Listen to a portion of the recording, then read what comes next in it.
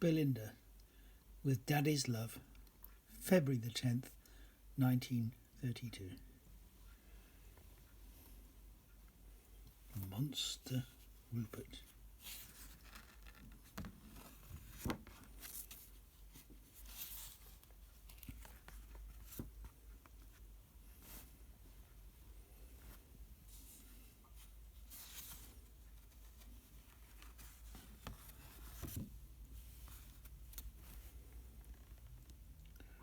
Rupert and the Robber Wolf.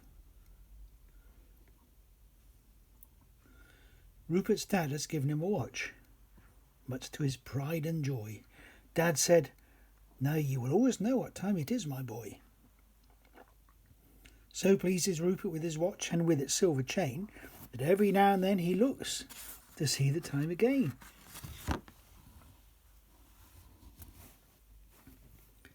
He went to meet Bill Badger. Then, to see if he were late, he looked at his new watch again. Alas, sad to relate, a robber wolf was watching him and sent his little son to ask the time. 'Twas his intent to steal that watch and run. So the cub came up and asked the time. Rupert quite willingly looked at his watch again and said, "Exactly 10 to 3. The robber wolf sneaked up behind, snatched watch and chain away, both bolted off, with Rupert left quite speechless in dismay. Poor Rupert, frightened, scarce could think. All was so swiftly done. One thing he knew, this lovely watch, his treasure, it was gone.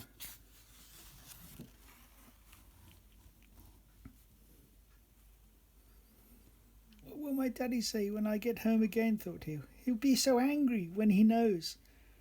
Then he wept bitterly. Then down the road Bill Badger came. "Rupert, what's wrong?" asked Bill. He listened while poor Rupert told his tale, half crying still. "He ran off that way," Rupert said. Said Bill, "We'll find his track, we'll get some help, and never rest till you get that watch back." They go along both wondering what's the best thing to do, for well they know that robber wolf could gobble up the two. Then, hearing steps, they both look round. The wise old goat they see. He's been a-marketing to get bread, butter, eggs and tea.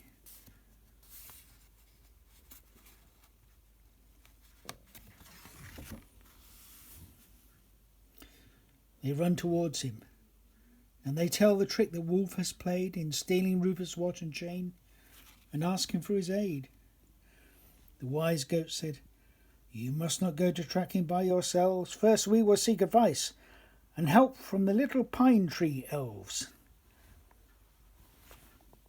He leads them on through woodland ways. They reach the pine elves' tree, and there the tiny little elves outside their home they see. The wise goat tells of Rupert's loss. Say they, "This we can do. We'll find out where that robber lives, and then fly back to you."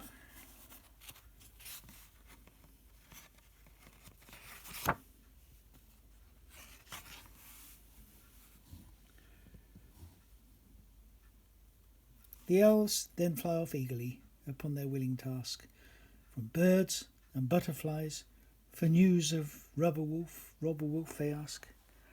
They see perched in an apple tree amid its blossoms fair a goldfinch, who says he's quite sure that no wolf lives near there.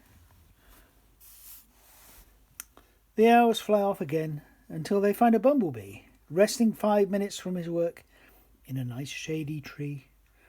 They ask him. Yes, he's seen that wolf. The one they seek, it's plain. He lives beyond the Pixies' wood and wears a watch and chain.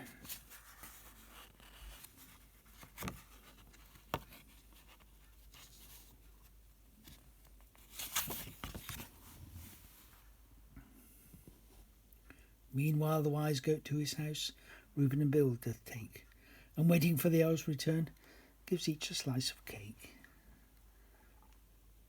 Not long had they to wait before Bill Badger cried, "Look there, the elves are back!"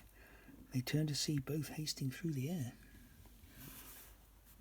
Said the elves, we found a bumblebee, who that robber wolf did know. He dwells beyond the Pixies' wood, through which we dare not go. Oh ho, the wise goat said, and brought down from his magic books the one which told where Pixies lived, and for that wood he looks. Aha, the wise goat said, I know that in that wood doth live a learned pedlar who's my friend. To you his help he'll give. The elves will guide you till you reach the wood. Then you'll be near that pedlar's house. Keep to the path, and nothing need you fear. They reached the edge of Pixies' wood. Then said the little elves, Goodbye, we leave you here. Now you must go on by yourselves. Remember too, you keep upon the path and never stray. For if you do, the Pixies sure on you their tricks will play.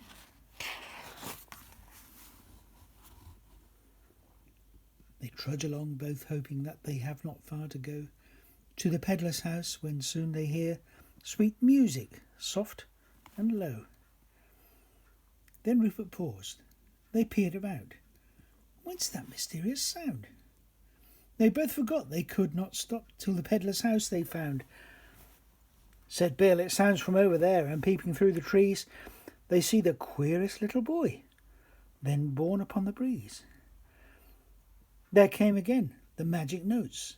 Bill and Rupert feel they're drawn to leave the path and creep quite near a little goat-legged fawn.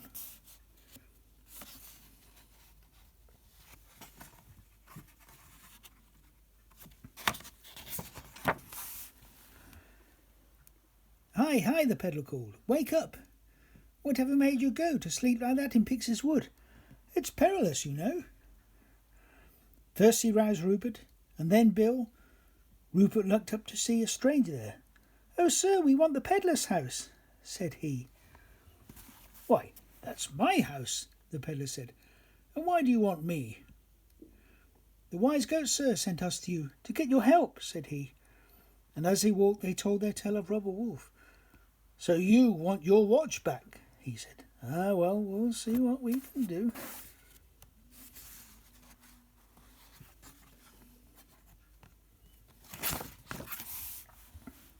Some way they walked, and then at length a rough stone cottage saw. There lives the wolf, the pedlar said. They looked at it with awe. Wait here just out of sight, he said. You better hide before I knock. They did. He walked straight up and rapped upon the door. The door was opened at his knock. There stood the robber's wife. Now, ma'am, he said, I've here a purse or pretty pocket knife. Be off, she said. Don't waste my time. I've no money for your trash. But wait a moment, ma'am, cried he. I'll exchange. I want no cash.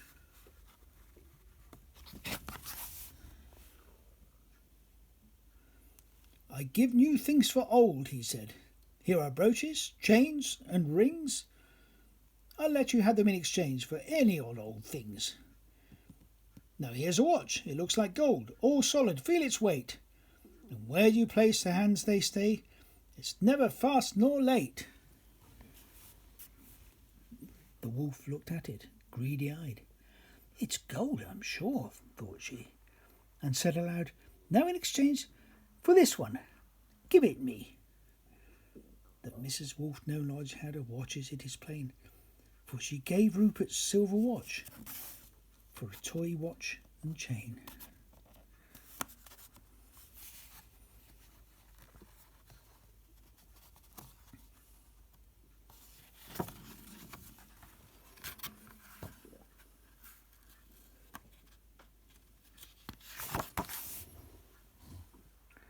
When Mrs. Wolf gave him the watch, he wished her a good day, then went along and whistled low.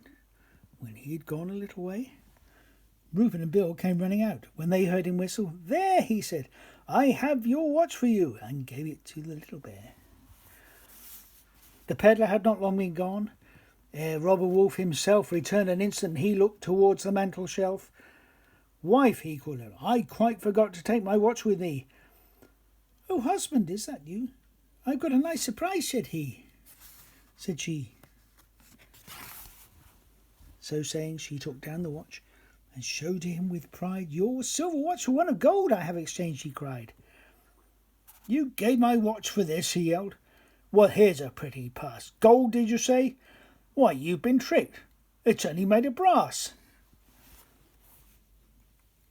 When he heard about the peddler's deal, out of the house he flew, dashed down the road and cried aloud, "That bargain soon he'll rue." The peddler heard him. "Quick, you two, run off," he said, "and hide." The robber wolf came rushing on. "Hi, you there, stop," he cried.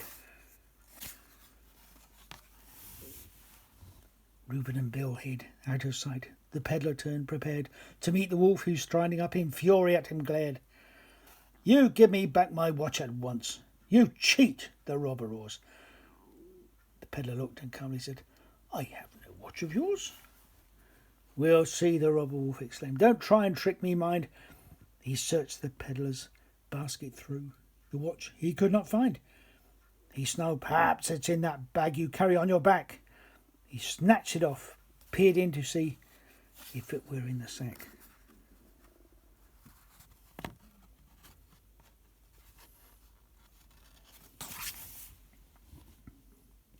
The wolf thrust head and arms within the sack more deeply still. Then the peddler sprang and seized the sack and pulled it with a will. O'er the wolf's shoulders, prisoning him, how he fought and growled and tried to free himself. In vain, for soon the sack is firmly tied. Then the peddler calls, "Hi, come you two! That thief, I've got him here, who stole your watch." From their hiding place, Rupert and Bill appear. His stout ash stick the peddler gripped, and lustily he laid about the shoulders of the wolf till he cowered down dismayed. "Mercy, oh mercy," begged the wolf. "Kind peddler, mercy spare. Release me, and henceforth I'll live an honest life, I swear." The peddler paused. "No, robber wolf, I don't trust you," said he. "I have no faith in your fine words." Then he tied him to a tree. They left him there securely bound, the sack still o'er his head. "And now it's time you two went home," the kindly peddler said. He sees them both upon their road, till a signpost points the way. "Now you've not far to go," said he. "Run home without delay." When all was quiet, Robber Wolf thought, "How can I get free?" He turned and twisted, wriggled, writhed, all unsuccessfully. Then suddenly he caught the sound of footfalls on the air, and wonders if it's friend or foe who is approaching there.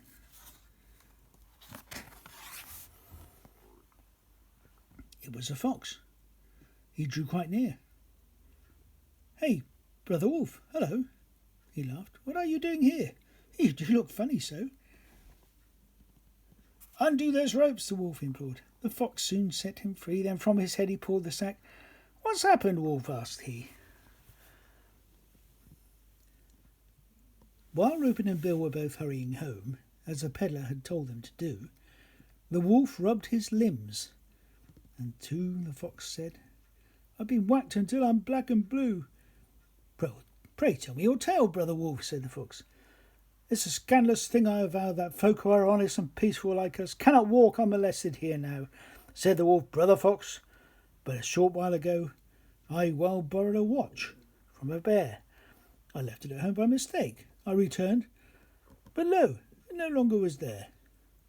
A rascally peddler who tramps through our woods had stolen it ere I got back, but asking most civilly for it again, when he made a most sudden attack, knocked me senseless and stunned by a treacherous blow, and then tied me up fast in his sack."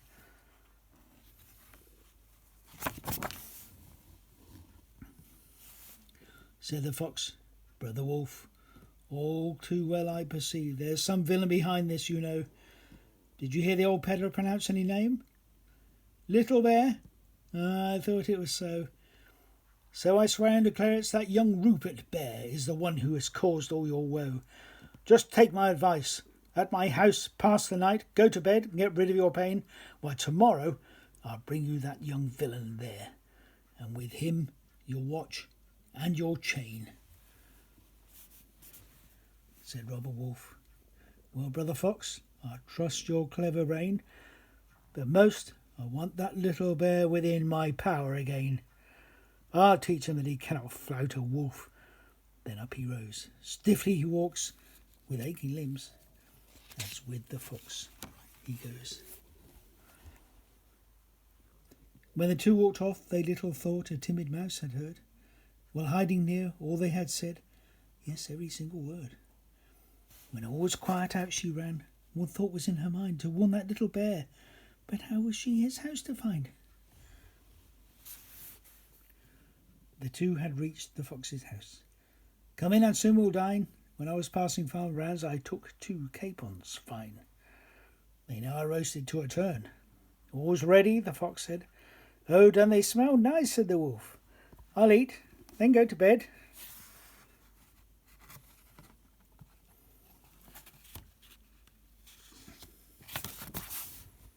Next morning, Robber Wolf awoke and, feeling better, said, "I've half a mind to come with you." Said Fox, "You stay in bed.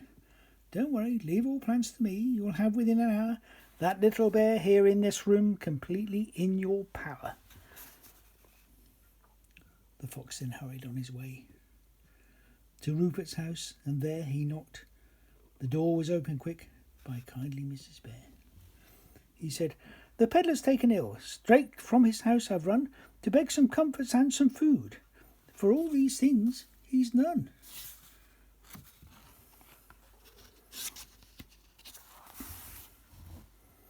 "Come in," said Mrs. Bear. "I'll pack some cordials and some food."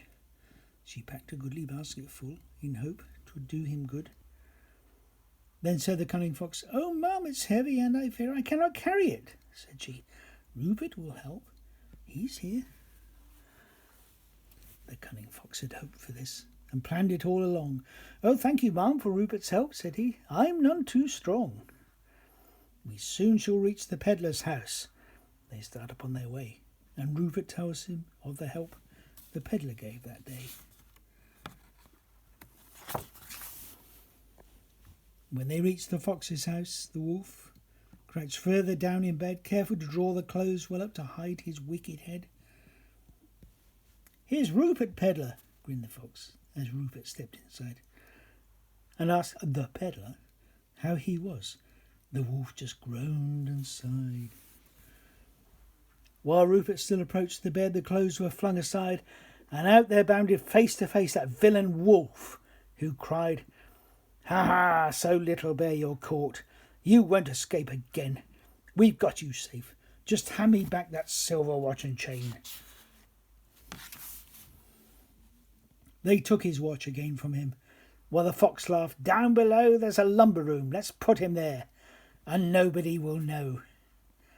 He raised a trapdoor. "Brother Wolf," said he, "just drop him there. Then we'll enjoy the good things packed by that old mother bear." Those villains little thought e'en then a friend was seeking aid for Rupert. On the quest, the mouse had neither stopped nor strayed. At length she met a hare, and told the plot against little bear. Said he, "The wise goat's help you need. Miss Mouse, I'll take you there."